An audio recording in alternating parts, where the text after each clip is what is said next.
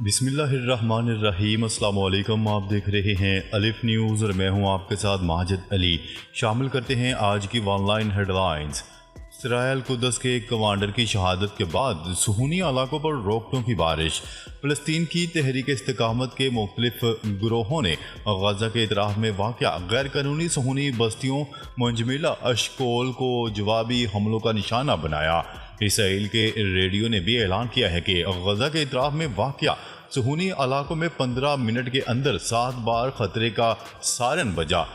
صہیونی ذرائع کا یہ بھی کہنا تھا کہ غزہ کے قریب عین حشلوشہ پر شدید میزائل حملے ہوئے۔ صہیونی فوجی ریڈیو کا کہنا تھا کہ اشکول کے علاقے پر 20 میزائل داغے گئے۔ دوسری جانب عوامی محاذ برائے آزاد فلسطین نے ایک بیان میں غرب اردن پر تازہ صہیونی جارحیت اور جہاد اسلامی فلسطین کے فوجی بازو اسرائیل قدس کے ایک کمانڈر کی شہادت کے بعد اعلان کیا کہ فلسطینی عوام اپنے برحق جدوجہد سے دستبردار نہیں ہوں گے۔ دنیا کے کئی ممالک میں مظاہرے، امریکی سفیر کو ملک بدر کرنے کا مطالبہ، غزہ کی پٹی میں صہیونی حکومت کے ہاتھوں بے گناہ اور نہتے فلسطینیوں کی مسلسل نسل کشی کے خلاف یورپ اور دیگر ملکوں میں فلسطینی حامیوں نے فلسطینی عوام کے ساتھ اظہار یکجہتی کے طور پر یورپی شہروں میں مظاہرے کیے ہیں۔ ہمارا نیوز رپورٹ کے مطابق فلسطین کے حامیوں نے برطانیہ، Denmark, Austria, Switzerland, Holland, Germany, Spain, Norway اور آئرلینڈ کے مختلف شہروں میں مارچ اور مظاہرے کیے اور غزہ کی پٹی میں فوری جنگ بندی پر زور دیا۔ بحیرہ احمر میں حوثیوں کی 3 ڈرون کشتیاں تباہ کر دی گئیں، امریکی فوج کا دعویٰ۔ امریکی فوج کی مرکزی کمان کا کہنا ہے کہ اس نے گزشتہ 24 گھنٹوں کے دوران بحیرہ احمر میں یمنی حوثی ملیشیا کی 3 ڈرون کشتیاں تباہ کر دیں۔ کمان کے مطابق امریکی فوج نے یہ کارروائی اپنے دفاع کے ضمن میں کی۔ Social media platform X پر جاری بیان میں کہا گیا ہے کہ اس بات کا فیصلہ کیا گیا ہے کہ ڈرون کشتیاں علاقے میں امریکی افواج، اتحادی افواج اور تجارتی بحری جہاز کے لیے خطرہ ہیں۔ ہم نے غزہ میں اپنی فوج بھیجنے پر اتفاق نہیں کیا، مصری عہدیدار۔ نیوز رپورٹ کے مطابق مصر کے ایک اعلیٰ سیکیورٹی ذرائع نے اس بات کی تردید کرتے ہوئے کہا ہے کہ قاہرہ کی طرف سے رفح بندرگاہ کو منتقل کرنے یا کرم ابو سالم کے قریب ایک نئی بندرگاہ کی تعمیر کی منظوری دی گئی تھی۔ انہوں نے تصدیق کی ہے کہ رفح بندرگاہ کی اسرائیلی نگرانی کے حوالے سے کوئی مصری بات چیت نہیں ہوئی اور مصر بندرگاہ کے فلسطینی حصے سے اسرائیلی فوج کے مکمل انخلاء کے لیے پرعزم ہے۔ شمالی کوریا کا مزید 2 بیلسٹک میزائلوں کا تجربہ۔ شمالی کوریا نے پیر کی صبح 2 نئے بیلسٹک میزائلوں کا تجربہ کیا۔ غیر ملکی خبرساں ادارے کی رپورٹ کے مطابق جنوبی کوریا کے جوائنٹ چیف آف سٹاف کی جانب سے جاری کردہ بیان میں کہا گیا ہے کہ شمالی کوریا نے 2 میزائل 10 منٹ کے وقفے سے شمالی مشرقی سمت میں لانچ کیے۔ ایک میزائل نے 370 میل جبکہ دوسرے نے 75 میل کا فاصلہ طے کیا۔ دونوں میزائل کس علاقے میں گرے یہ معلوم نہیں ہو سکا۔ فرانس، سوئٹزرلینڈ اور اٹلی میں شدید طوفان اور بارشوں کے سبب مختلف حادثات میں مجموعی طور پر 7 افراد جاں بحق ہو گئے۔ بین الاقوامی خبرساں ادارے کی رپورٹ کے مطابق فرانس میں تیز ہواؤں کے باعث کار پر درخت گرنے سے 3 افراد ہلاک اور 1 شدید زخمی ہوا۔ سوئٹزرلینڈ میں شدید بارشوں کے باعث سیلاب اور لینڈ سلائڈنگ کے مختلف واقعات رونما ہوئے، جس کے نتیجے میں 4 افراد ہلاک جبکہ 2 لاپتہ ہوئے۔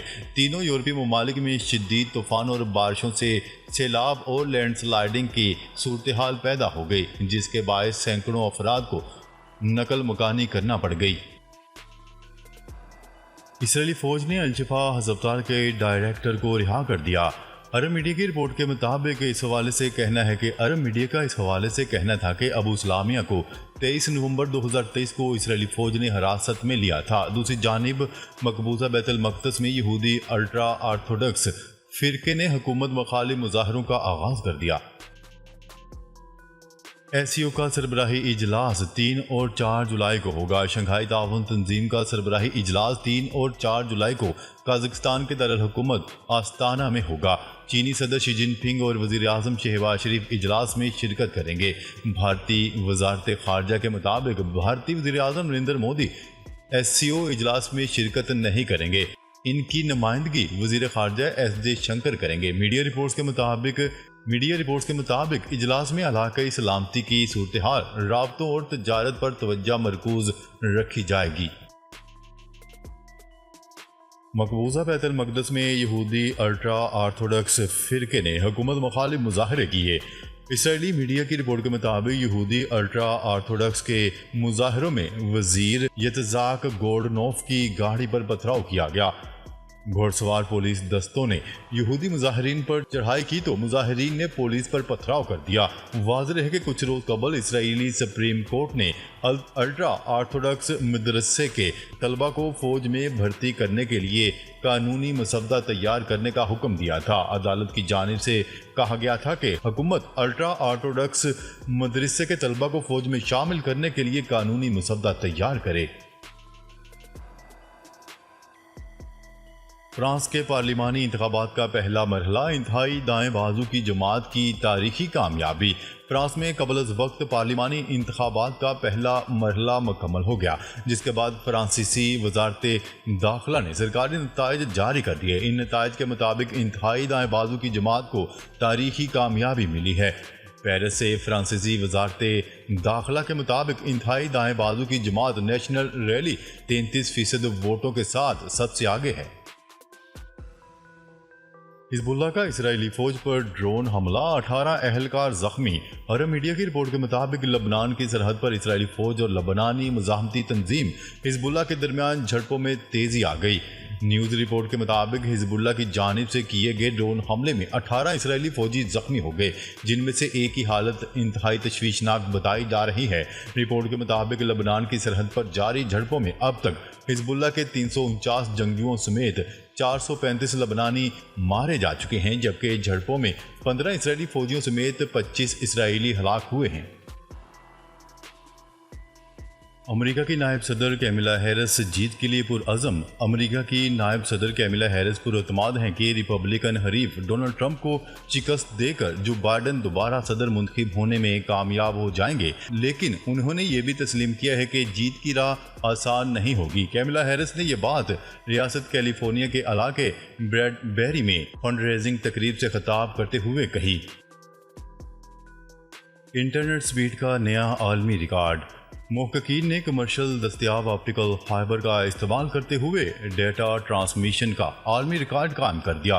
جاپان کی نیشنل انسٹی ٹیوٹ of information and communication technology کی ایک ٹیم نے 402 ٹیرا بائٹ فی سیکنڈ سے ڈیٹا منتقل کر کے نیا ریکارڈ بنا دیا۔ یہ ریٹ برطانیہ میں براڈ بینڈ کی اوسط رفتار سے تقریباً 50 لاکھ گنا زیادہ ہے۔ قطر میں بڑی بیٹھک، افغانستان میں خواتین کے مسائل کو تسلیم کرتے ہیں طالبان۔ قطر کے دارالحکومت میں طالبان حکومت کے وفد نے اقوام متحدہ کے نمائندوں اور 20 سے زائد ممالک کے افغانستان کے لیے خصوصی ایلچیوں سے ملاقات کی۔ عالمی خبرساں ادارے کی رپورٹ کے مطابق اقوام متحدہ کے ایک حکام نے نام نہ ظاہر کرنے کی شرط پر AFP کو بتایا کہ قطر میں اقوام متحدہ کے ساتھ بہت سے خصوصی ایلچی اور طالبان کے نمائندوں کے ساتھ الگ الگ بات چیت شروع ہو گئی۔ طالبان حکومت کے ترجمان ذبیح اللہ مجاہد نے وفد کی قیادت کی 2 روزہ اجلاس میں افغانستان کی مجموعی صورتحال کا جائزہ لیا جائے گا اور امدادی کاموں میں رکاوٹوں کو دور کرنے کے لیے حکمت عملی طے کی جائے گی۔ سندھ اور پنجاب میں شدید بارشوں و سیلاب کا امکان، نیشنل ایمرجنسی آپریشن سینٹر فعال کر دیا گیا۔ NDMA نے پنجاب اور سندھ میں شدید بارشوں اور ممکنہ سیلاب کے پیش نظر نیشنل ایمرجنسی آپریشن سینٹر فعال کر دیا۔ نیشنل ایمرجنسی آپریشن سینٹر کی مونسون کے مطابق مشرقی بھارت میں پیدا ہونے والی موسم کی صورتحال اور شدید بارشوں کا سلسلہ پاکستانی علاقوں کو بھی شدید متاثر کر سکتا ہے۔ تمام صوبوں کو وقتاً فوقتاً ابتدائی وارننگ بھی جاری کی جا رہی ہیں۔ اسرائیلی بمباری کے باعث پچھلے 24 گھنٹوں کے دوران 43 فلسطینیوں کی ہلاکت۔ غزہ جنگ کے دوران کی گئی اسرائیلی بمباری، گولہ باری اور فائرنگ کے باعث اتوار کی شام تک پچھلے 24 گھنٹوں کے دوران ہونے والی فلسطینیوں کی ہلاکتوں کی تعداد 43 ہو چکی ہے۔